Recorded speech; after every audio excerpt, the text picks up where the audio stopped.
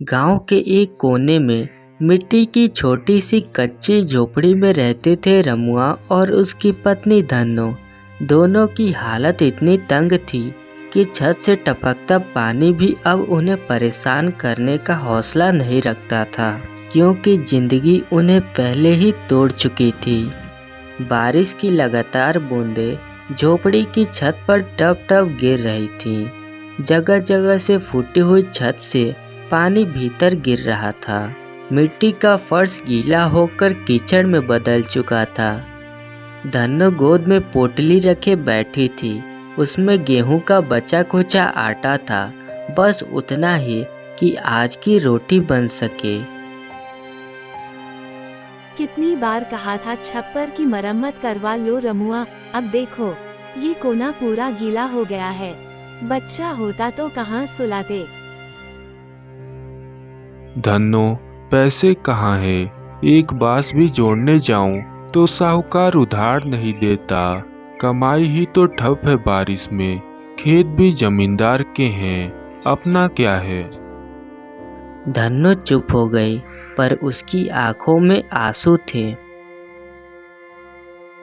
हम तो जैसे जी ही नहीं रहे, बस किसी तरह सांसें खींच रहे हैं। थोड़ी देर दोनों चुप बैठे रहे। बरसात तेज होती जा रही थी। जमींदार के मुंशी ने आज फिर हड़काया।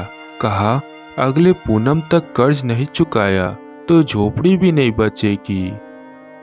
भगवान, अब छत भी गई तो क्या करेंगे हम। जमींदार के खेतों में जो काम किया था उसका भी मेहनताना रोके बैठा है। कहता है पहले कर्ज दो फिर मजदूरी मिलेगी। बरसात की रात यूं ही भीगती रही।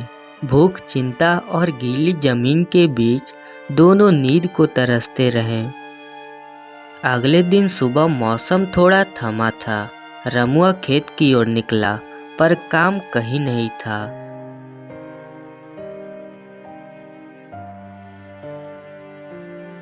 गांव के हालात ऐसे थे कि हर गरीब मौसम से हार रहा था।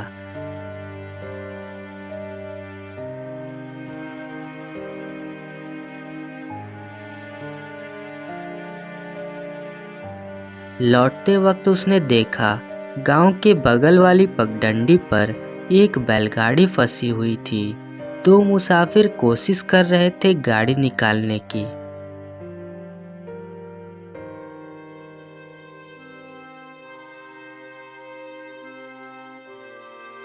सेठ जी, कोई मदद चाहिए? हाँ भाई, ये गाड़ी कीचड़ में धंस गई है। धूप निकले तब तक का तो वक्त नहीं है। कोई मजबूत आदमी मिलता तो धक्का लगवा लेते। क्या तुम कुछ कर सकते हो?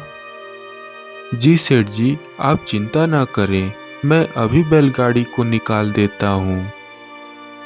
रमुआ ने आगे बढ़कर गाड़ी को बाहर निकाला। पूरा शरीर कीचड़ से लथपथ हो गया, पर गाड़ी बाहर आ गई। तुम्हारा नाम क्या है? रमुआ, इस गांव का ही हूँ। हम सहारनपुर गांव से आ रहे हैं। हमारा काम व्यापार का है। तुम मुझे बहुत ही नेक व्यक्ति लगे। ये लो 2 चांदी के सिक्के।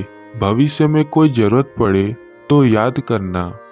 नहीं नहीं सेठ जी, इसकी कोई जरूरत नहीं है। रमुआ, ये मेहनत की कमाई है। लो, रख लो।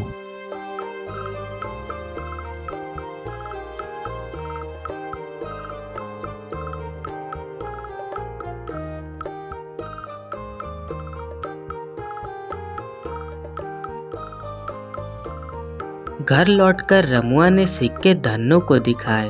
धन्नो की आंखें चमक उठी। उसी शाम रमुआ उन सिक्कों से न सिर्फ छप्पर की मरम्मत के लिए बांस और घास खरीद लाया, बल्कि बचे हुए पैसों से जमींदार की किस्त भी चुका दी। अगले दिन जब जमींदार का मुंशी आया और देखा कि रमुआ ने पैसे चुका दिए हैं, तो उसका मुंह उतर गया। अभी तो पहली किस्त है, बाकी भी तो है। बाकी भी चुका दूंगा मुंशी जी, आप चिंता न करें।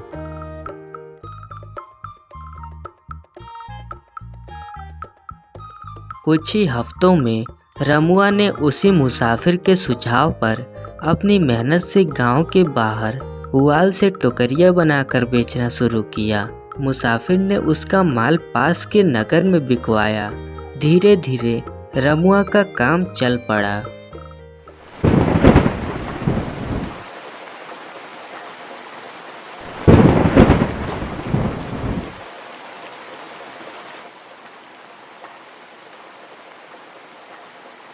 फिर से छत टपकने लगी। पिछली बार जो बोरी टांगी थी वो भी गल गई। कब तक ऐसे सहेंगे? क्या करूं गौरी, 3 दिन से काम नहीं मिला। बारिश ने सब ठप कर दिया है। ईंट भट्ठे वाले ने भी मना कर दिया, कहता है बारिश में कोई काम नहीं। चूल्हे में लकड़ी भी भीग गई। ना ठीक से खाना बन रहा, ना बच्चों को कुछ दे पा रहे हैं। हमारे पास तो अनाज भी सिर्फ 2 दिन का बचा है। और ऊपर से जमींदार की धमकी अलग। आज फिर आया था, कहता है अगर अगले हफ्ते तक पैसे नहीं चुकाए तो झोपड़ी खाली करनी पड़ेगी। एक बात कहूँ, शायद अजीब लगे। हाँ कहो, क्या बात है? क्यों न तुम वड़ा पाव बेचो गांव में? क्या वड़ा पाव? ये तो शहरों की चीज है, यहाँ गांव में कौन खाएगा? गांव बदल रहा है। देखो ना, पिछले मेले में भी लोग छोले भटूरे गोलगप्पे चाव से खा रहे थे। बात तो ठीक है, लेकिन सामान लाने के लिए पैसे कहाँ से आएंगे? किसी से उधार मांग लो ना। मैंने पहले ही 5 जगह हाथ फैलाया है, अब कौन देगा?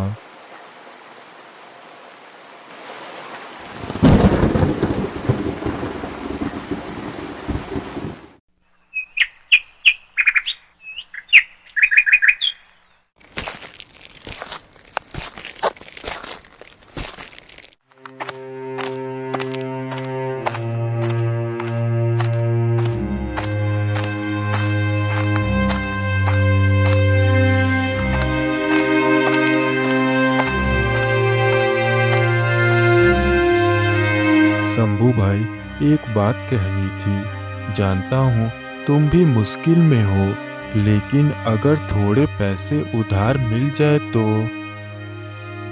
अरे रघु, तू मांगे और मैं मना करूं, ऐसा कभी हो सकता है भला? बता, कितने की जरूरत है? कम से कम 100 रुपए चाहिए। वड़ा पाव का ठेला लगाने की सोच रहा हूँ। अच्छा, वड़ा पाव का ठेला?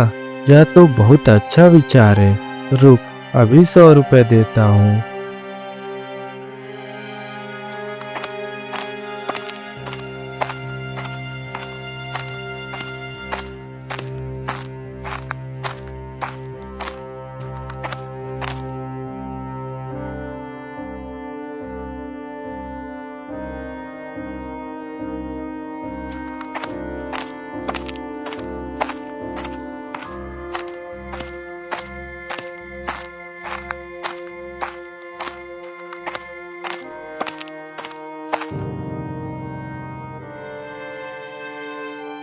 अरे ये तो शहर वाली चीज है, गांव में कौन खाएगा? मगर सुगंध तो बहुत चटपटी आ रही है। वाह रघु, ये तो सच में मजेदार है। एक और देना। अब से हर शाम यही ठेला लगाना।